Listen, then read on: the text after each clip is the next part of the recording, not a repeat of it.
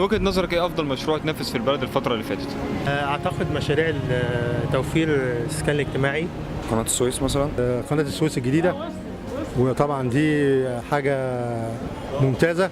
اللي هو القرار بتاع تعيين حملة ماجستير ودكتوراه، ده اللي هو ده بيشجع الشباب عموما. مشروع قناة السويس.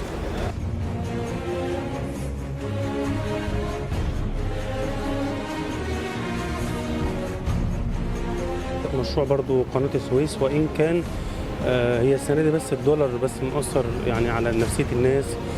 اللي هي الطرق اللي احنا بنشوفها في التلفزيون دي أفضل مشاريع. رغيف العيش متوفر دلوقتي، والأنابيب البوتاجاز.